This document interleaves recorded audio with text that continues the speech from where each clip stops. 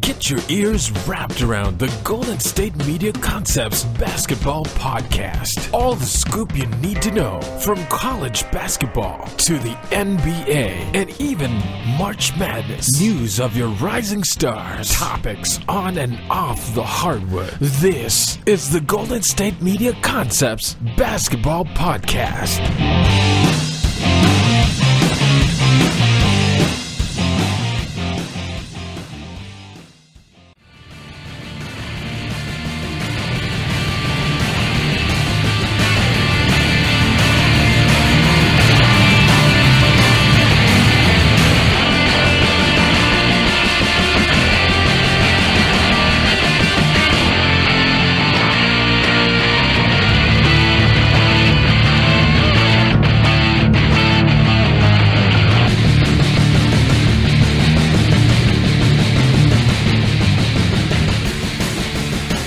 Hello, everybody, and welcome to the GSMC Basketball Podcast, brought to you by the GSMC Podcast Network. I'm your host, as always, Jeff Malinoff. We're going to be talking about each of the main conferences, the power conferences, for the NCAA tournament automatic bids. We're going to talk about those brackets, and I'm going to predict who's going to take those brackets, as well as NBA, obviously, as the Warriors are in a bit of a slump right now, winning 4 of their last 10. I will talk about that, as well as Steve Kerr. You can read his lips of certain comments about a certain player on his team. We'll talk about that as well, and just a recap of what happened this weekend, and we'll get right into that. First things first, we got to talk about March Madness. It is March, and there's madness already happening because we've got the conference tournaments to go on.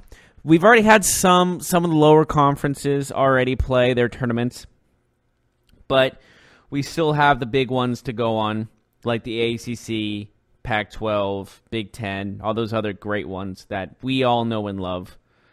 But we'll start with the best conference in basketball, arguably, and that is the ACC.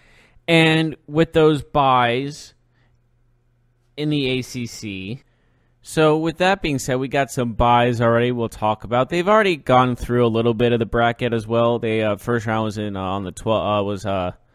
Actually, it's today. No, it's tomorrow. It starts tomorrow. Sorry, I read it wrong. Excuse me. They kind of confused me with how they did the order of the bracket. Thanks, CBS Sports. Anyways, so we already have some first round and second round matchups already set. Obviously, we have our quarterfinal buys as 1, 2, 4, all got buys. Number 1, Virginia. 2, North Carolina, as they swept Duke, so they take that number 2 spot. 3 is Duke, and 4 is Florida State. For Duke, they said they're going to have Zion in the conference tournament, so we'll see how he plays out after his injury in the first North Carolina game where his shoe exploded because of how powerful his foot was. So we'll see how that turns out, but again, the teams that are looking at a potential Cinderella story-esque tournament run, which is pretty far-fetched, especially in the ACC tournament. We got Boston College, Pitt, Georgia Tech, Notre Dame. Notre Dame's actually in the ACC tournament. Obviously, they're an independent. But I think it's more along the lines of just I'm not really sure if I actually didn't know that. I'm unaware that they would be in the ACC tournament. But, well, they're number 15. They're the last place team, so I guess it's just what it is. But there's also Miami and Wake Forest as well. But for the second round, we have NC State and Clemson facing each other. Winner faces Virginia, number 1. And, of course, Virginia Tech versus the winner of Miami versus Wake Forest will take Florida State. Louisville will take on the winner of Georgia Tech and Notre Dame, which then will face, and then that winner of that game will go on to face North Carolina. And then Boston College versus Pittsburgh, winner of that game goes on to play Syracuse, and winner of that game goes on to play Duke. So, if I had to make a prediction of who's taking this tournament, with Zion coming back for the tournament, I got to give it to Duke. I mean, out of the 4 teams that are the top 4 teams in the conference that are going to the quarterfinals right away on March 14th, I got to give it to Duke. So I'll hand it to Duke there. But if I had to pick a team to make a run, I might have to I can't say I'm going to pick any team that's in the first round But if I had to pick a team from the second round as a potential underdog type story, I might have to give it to Louisville. I don't know. I just have to go on a limb here. And, they've had a positive season. I mean, they're not in the top 25 by any means. The points per game, they're 120th and 78th in opponents' points allowed per game. So, in theory, they have a pretty decent team, all things considered. But honestly, I just see Duke taking it. Zion coming back, RJ Barrett's still there, and just those two are going to be the two top picks in the draft. And, it just seems like this is going to be a tough team to beat, especially just how talented everyone is and how deep the draft class is with those players in the draft. It just seems like Duke's going to be the one that takes it in the long run. Let's see. Let's go to the Big 12. Shall we? Let's move on to the Big 12. I'm going to only talk about the main conferences, So in that one, it's obviously less amount of teams. There's only 10 teams compared to the 15 that are in the ACC. So we only have 2 first-round matchups. But for the bye week teams, we have bye week is strong. But for the teams already bid into the quarterfinals, if you will, we have Baylor and Iowa State facing each other. We have Kansas and Texas going up against each other, number 3 and number 6. And the teams that are going to face the first-round team advancing winners are Texas Tech and Kansas State. So, usually I would give this to Kansas State. Kansas, you? But, Kansas State looks really talented at the moment, and they earned that number 1 seed for a reason. So, you know what? I know it's like, I hate to be like the guy that goes, oh, that's so obvious you're going to pick the number 1 team. But, man, Kansas State has been looking extremely well this entire season. So it's really hard not to just go with them in this long run because of the fact they just look like the best team in the ACC, in the Big 12, excuse me. And with that being said, I mean, you're looking at, Texas and Kansas. That is a big break, in my opinion, for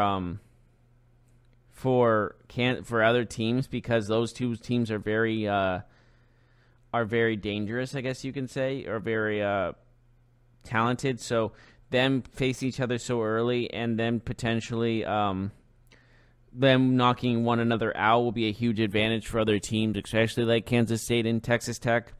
So that's how I see it, at least going down. And so we'll see how everything goes. But, I think Kansas State just has a looking like a better road to the Big 12 championship than anyone really else. So, looking at the rest of them, we also have like Oklahoma State versus TCU in the first round as well, and Oklahoma versus West Virginia. Obviously, it's hard to say if any of these teams are going to make it out of the second round after they move on, just because of the fact that it's tough to face talented teams, and when you have rough seasons, like Oklahoma had a pretty rough season, West Virginia had a really rough season, and all things considered, it's just going to be challenging to see how this Big 12 tournament really goes. Like as it starts on Wednesday, like Oklahoma 19-12. I mean, they were pretty good not too long ago, and it just like really shows how the draft really affects teams and recruiting, of course. But the game I'm looking forward to the most is Kansas versus Texas. I know Kansas is only 16-15, and they're so. But, they've always been a team that surprises, especially in basketball. Like, they sometimes just come and make runs. So, yeah, I think it's safe to say that they're going to give Kansas a run for their money in some way, shape, or form. And we'll see how everything goes. I see Kansas still moving on. And you know what? I see a Kansas State-Kansas matchup as far as like the tournament finals, honestly. If I'm not mistaken, that's how it can go. If I know the bracket correctly.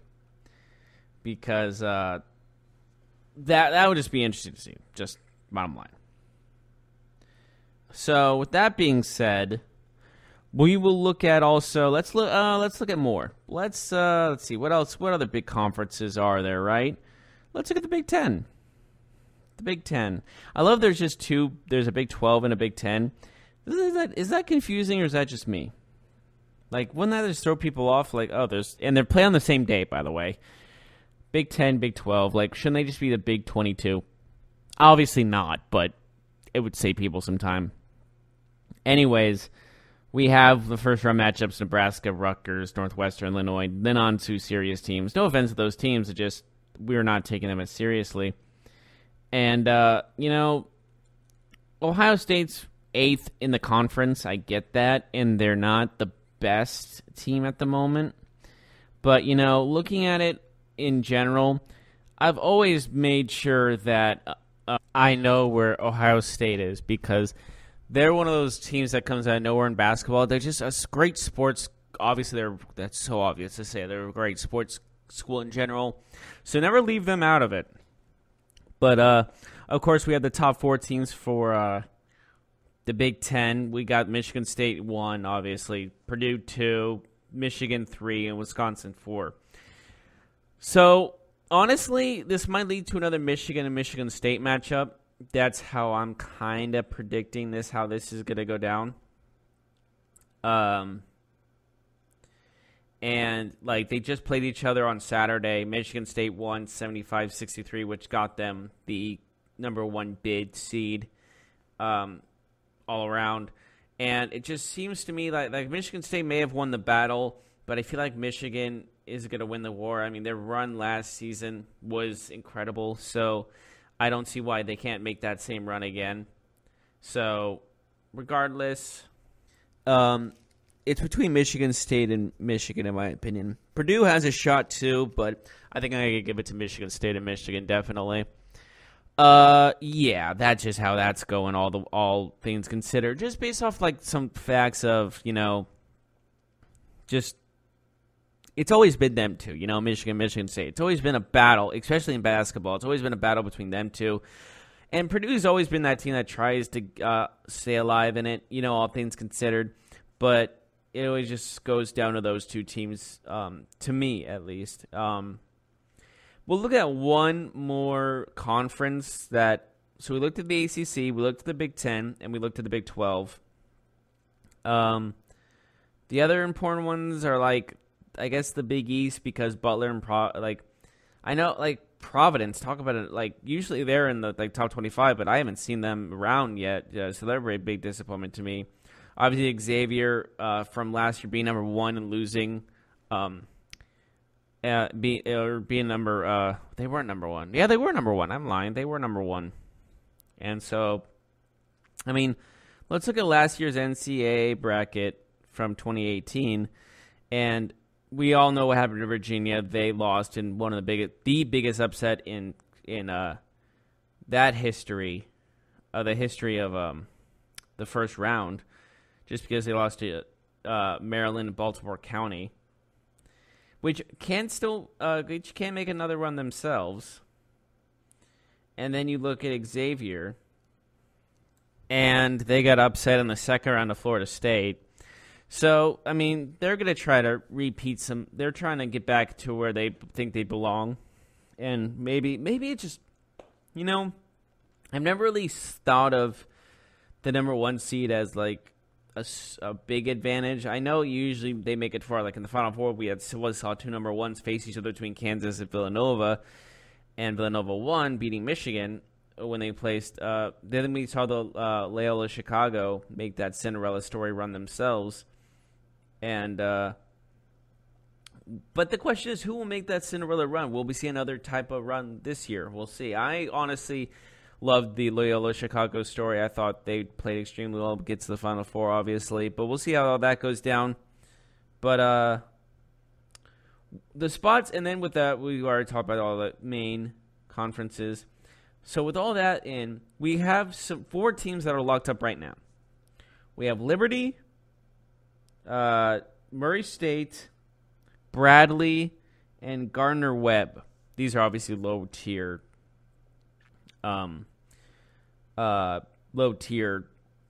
conferences. No disrespect intended, just it's a fact.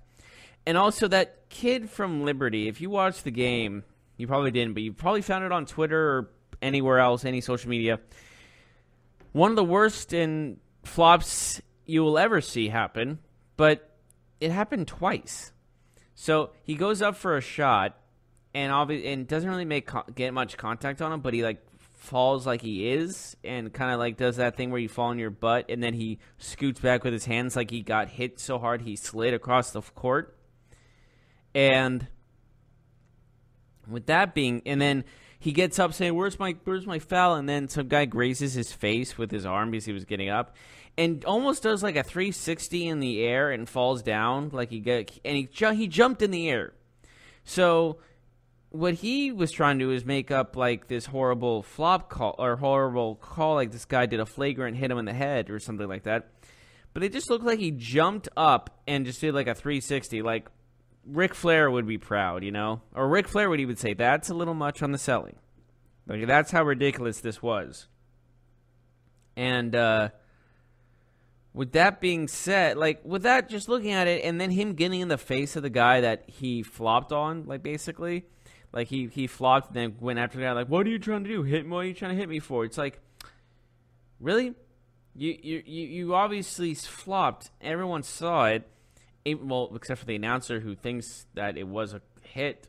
I don't know what he was looking at, but it's one of these things you're looking at and going like, well, that was a terrible flop. And then he goes after the guy that he tried to flop to sell it more, and then just like, and then Twitter just ate him apart. If you saw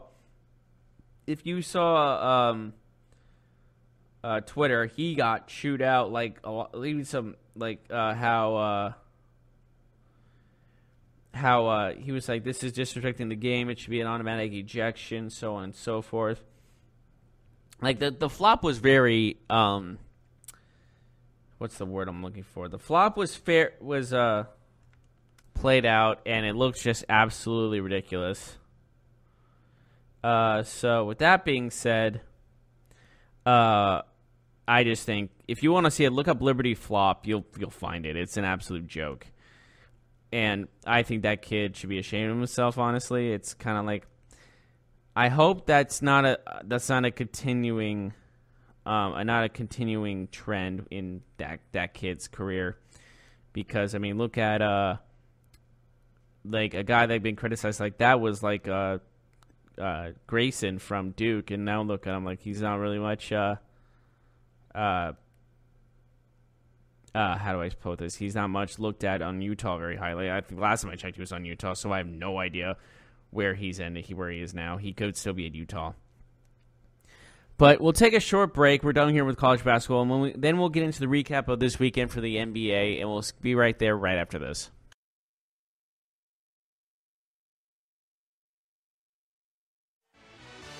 Are you looking for the very best NFL and college football podcast? Then check out the GSMC Football Podcast. Get the latest football news both on and off the field. From the NFL Draft to trades to the rumor mill to the NFL Combines. They got you covered. That's GSMCpodcast.com/football-podcast. Get updates on college rivalries, game day insights, and much, much more. It's football talk the way you want it. This show eats, sleeps, and breathes football. Don't forget to like them on Facebook and follow them on Twitter. Visit GSMCpodcast.com for more info.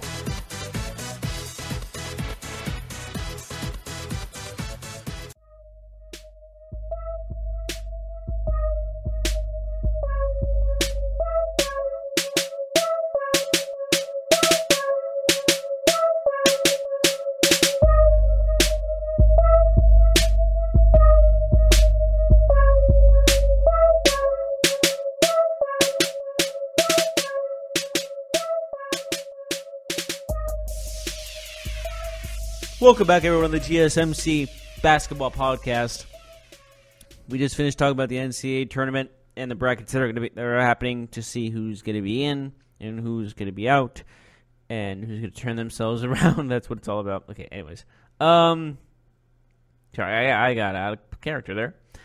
Anyways, moving on to what happened this weekend in the NBA. We had some interesting stuff that happened, for sure. as the biggest story to me is the Phoenix Suns this week have since Monday of last week, so in the last 7 days, the Suns have beaten the Bucks and the Warriors. They've won against two of the top teams in the NBA. One, the first in the Western Conference, and first in the Eastern Conference, who have 45 and 50 wins respectively. The Suns have 16 wins. Two of those wins being against the best teams in the NBA. Something doesn't seem quite right.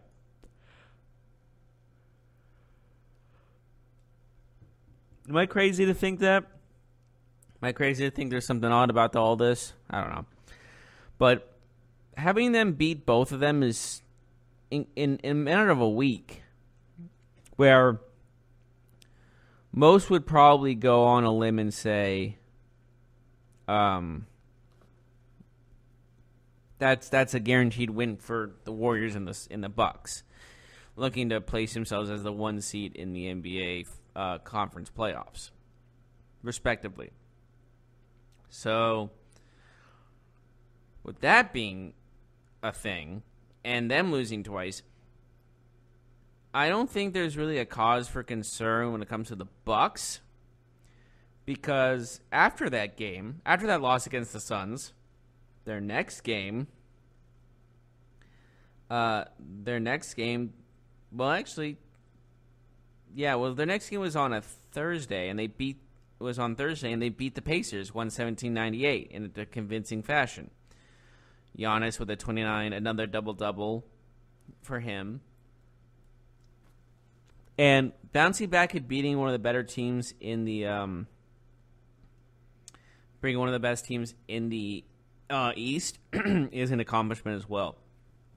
As for the Warriors, as they lost yesterday to the Suns, their next game is on what looks to be on Wednesday against the Rockets in Houston. So they have a tough next game to get over, to move on from this game to go to the next game, in theory. So, with that being said, when you're looking at how the Warriors can move on from this, they've lost 6 out of the last 10.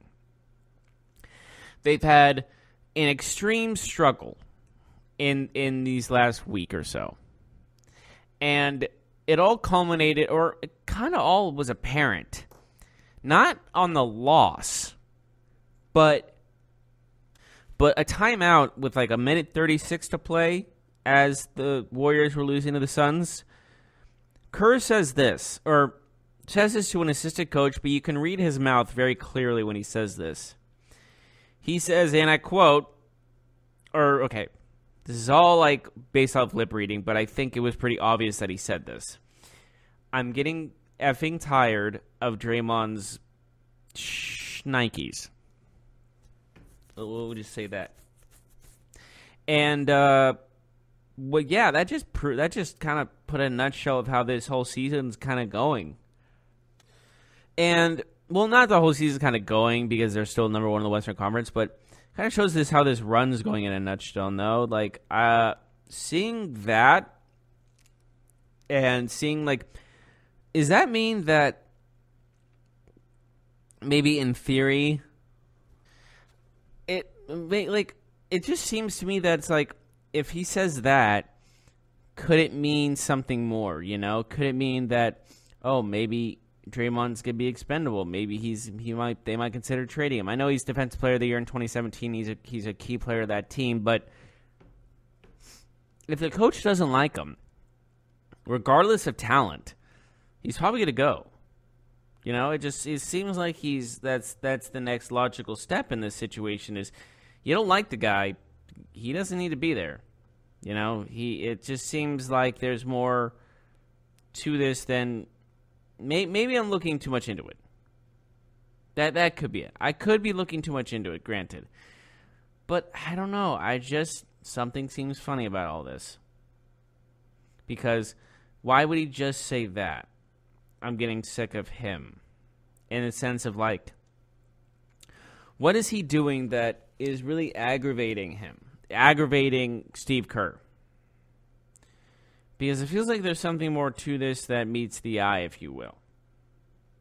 Maybe I'm looking too much into it. Maybe I'm not. I don't know. But it just seems to me there might be more.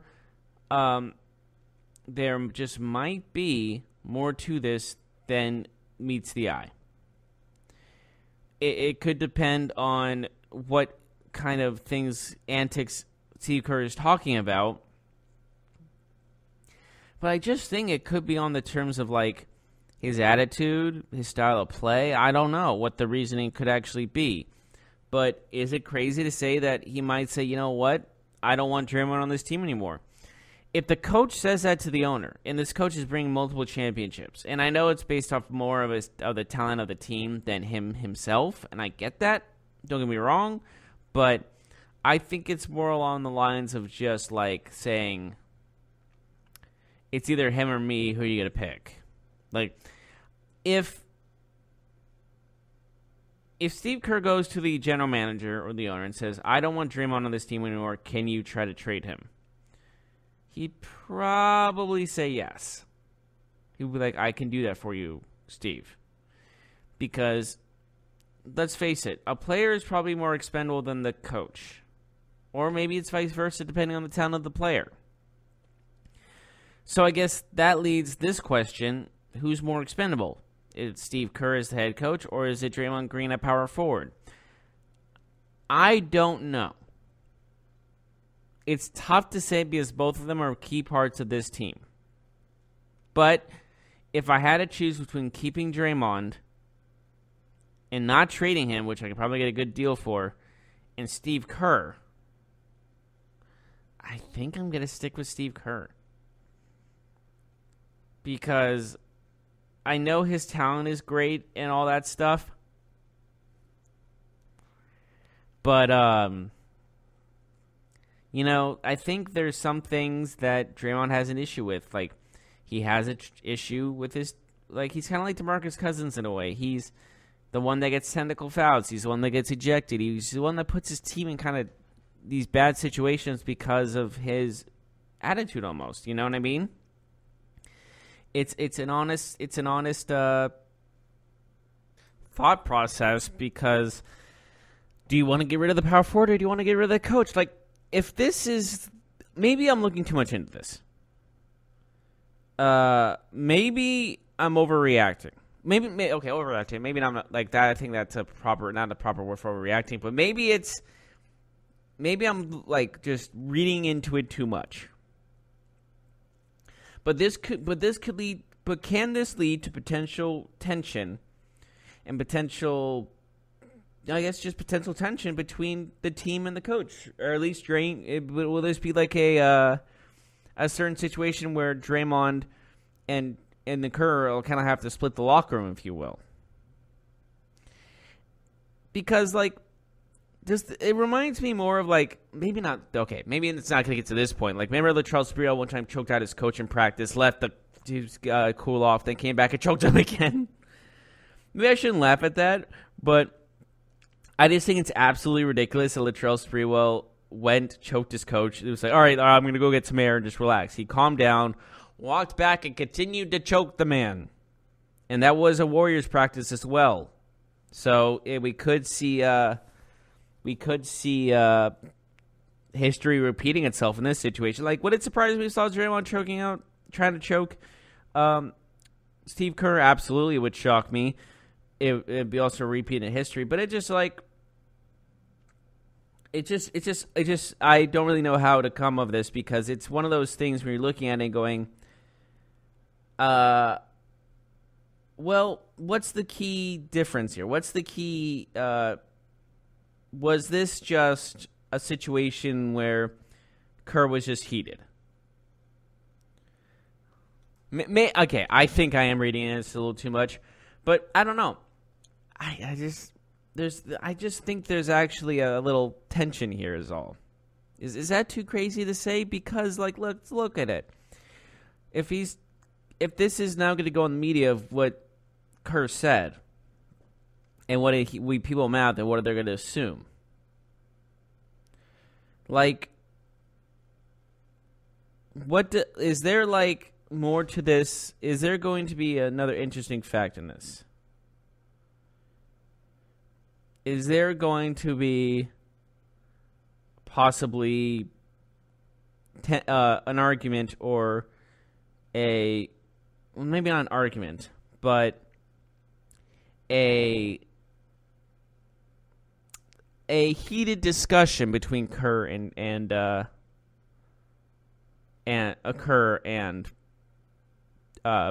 Green? It all depends on how this is going to go, the outcome of this is going to be. Maybe not outcome. I don't know. I'm assuming this is all just going to pass by. I'm assuming this is all just going to blow over. But who knows? Like, we've seen crazier things before.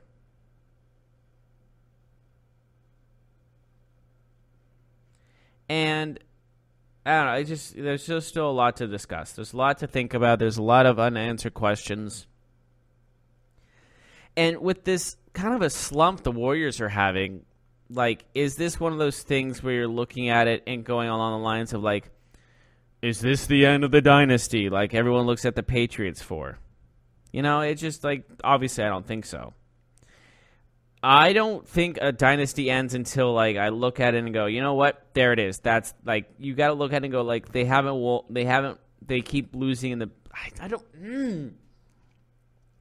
they have to, like, miss the playoffs multiple times for a dynasty to end.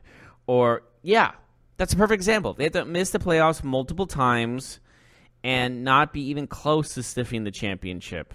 Like, they can't make it to the conference finals in order for the dynasty to be dead, you know? So that's how that's going, at least. So with that being said, I think we're going to take another quick short break. And when we come back, we'll be talking about the rest of the games that happened this weekend and previewing some games that are happening tonight. And we'll be right on that when we return.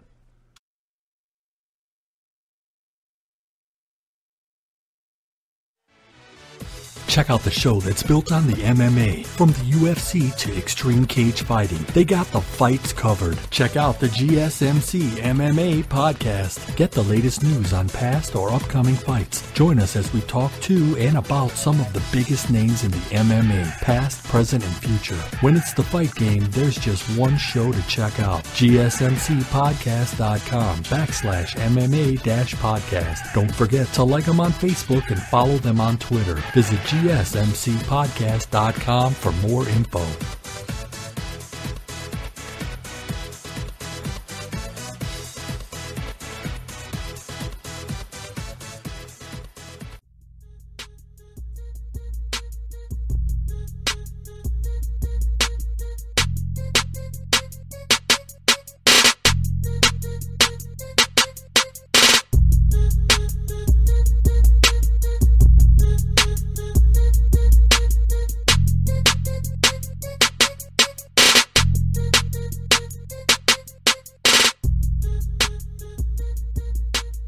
Welcome back to the GSMC Basketball Podcast. Finish up the day here, recapping what has happened this weekend, besides the Warriors and possible implosion of them.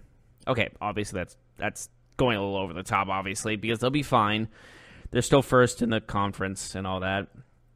Like, if this is the game that really shows the downfall of the team, I will do, I don't know. You know, I always say this is I'll do something stupid, but it's just like, I always do stuff that's stupid. And that's my kind of how life in general works, you know? Anyways, moving on to what happened this weekend. Let's start with the Saturday games. And the first one was, the first game I want to talk about, at least that happened on Saturday, on the 9th, was the Suns and Blazers, because the Blazers beat the Suns by 7. And Lillard had 18 and 9 after his 51-point performance against the, I believe it was the Thunder, if I'm not mistaken. I forget who it was against, actually, now. I think it had to be the Thunder, right? Yeah, it was the Thunder, where he had a great performance. Yes, it was the Thunder. I'm not crazy. You're crazy. So coming off of that, that's pretty disappointing, just having 18 points. But what are you going to do? They still came out with the win. CJ McCollum had his 26-point game. Seth Curry had 22 points. Good for him. Trying to move from past his brother a little bit. I mean, he's always going to be known for being the brother of Steph Curry, which is pretty sad. But what are you going to do? He's in the NBA, so he's probably going to do his best to try to get away from that. Anyways, then we had the Bucks beat the Hornets 131-114. I think the Hornets are losing more momentum to get into the playoffs as the season goes on. Then, of course, we had the classic Celtics-Lakers matchup. Celtics convincingly win this one, 120-107. Irving had a 30-point performance, and LeBron had a triple-double himself. Oh, yeah. And for the talk about people saying, I've heard some talk of, like, they should trade LeBron. He is not the problem. I understand what people think about the tension of the chemistry, like he's the one that's splitting this team apart. He's averaging 30 a game. He's getting rebounds. He's getting assists. He got a triple-double. Like, that was only like a taste of what he's done this season. Let's look at LeBron's stats this season. Let's just look at LeBron's 2019 stats, 2018-2019 stats. Because this needs to be discussed. Because when people say he should be traded, I feel like it's absolutely ridiculous. And he's averaging 27 points a game, 8 rebounds, and 8 assists. Yes, his team's not doing well, but you can't blame, he's not solely responsible. Can you say he's bringing tension to the team? Can you bring controversy to how the team's been doing? Absolutely. You can put some serious consideration the fact that maybe he's not been the best with the Lakers, chemistry-wise. But as a player, he's averaging 27, 8, and 8. He's been doing that for the last 3 seasons.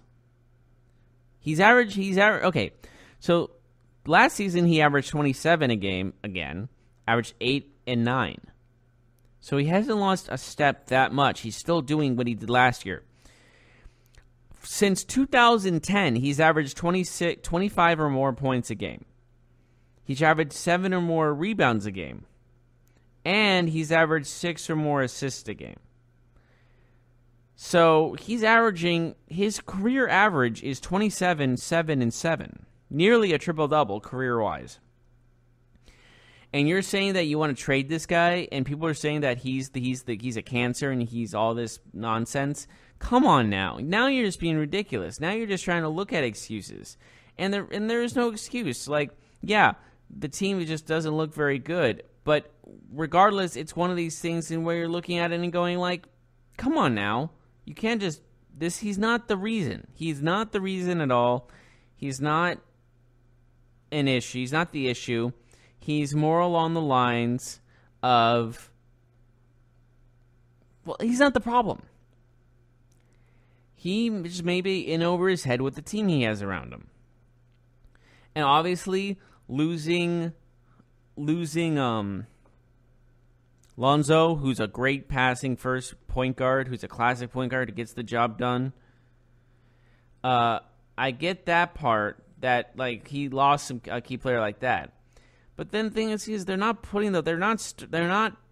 moving the team around LeBron. They're not pushing the team around LeBron. And with that being said, I just honestly think that LeBron is far from the wrong answer, because he's doing too much. Remember when Kobe had to do consistently everything, defense, offense, everything, offense around him, not just the offense, but the defense was around him. Rebounding was up to him. Assists were up to him. Everything was up to him. And he tore his Achilles. He collapsed because no one can handle that amount of pressure. It's not fair. And with that being said, LeBron is having to do all this. And if people are like, oh, he's being lazy on defense, it's because he's exhausted. I was even talking about how lazy he was on defense, but I was like, maybe that should be an issue. But no, when you're actually looking at it, he's playing all this time, and he's getting exhausted. Everyone has their stamina, and he's hitting his stamina because he's playing too much. And, maybe Kuzma and Ingram are taking the ball too much for themselves and maybe a little more selfish on the offensive side because they're kind of used to that. But that's always been the reason they've been so bad. Not that Kuzma and Ingram are bad. They're excellent players. Without question, that's how they've been doing it. But adding on to the fact that Kuzma's been getting tons of points and Ingram's been getting tons of points, but they're not going through LeBron is the problem. Because the Cleveland Cavaliers went through LeBron every single play, and that's how they kept winning, And same with the Heat. Even with they had to wait, it was still LeBron that was the top dog. So that's just how I see it going, and that's how I see the potential of LeBron being kind of wasted in LA. So, but this season's a lost season. I don't think there's any chance of them making the playoffs. So, just disappointing, all things considered. Just for the purpose of the Lakers and LeBron, that era is not starting off so hot, obviously. And we'll see how everything turns out. But honestly, the bottom line is there's a lot of work to do in LA. And that's just how it goes. I can't really explain it other than that. This is a failed season, obviously. And this offseason, there's a lot of work to be done. Chemistry-wise, gameplay-wise, offensive scheme-wise, defensive scheme-wise, just everything in general. Just there's a lot of work that needs to be done. Because they can't continue to play like this. Because if they do, then it's just there's going to be a lot more failure, a lot more disappointment. And, of course, LA Laker fans expect success because they've been used to that for decades. So seeing the best player of this generation, LeBron James, struggling with their team, there's got to be a reason for it. Who's going to point the finger at? Maybe the new guy. Maybe LeBron James. Maybe he's not as good as everyone says he is. And all the doubters, So if you're a Laker fan, you should not be blaming LeBron. There's other key factors of this that is to be blamed. It's a team effort, and the team effort is to blame. Not their hustle. I wouldn't say their hustle. Maybe even their hustle you can say, but just the team playing together in general just seems more along the lines of just disappointment and just not knowing how to play with each other. So that's how I see it, at least.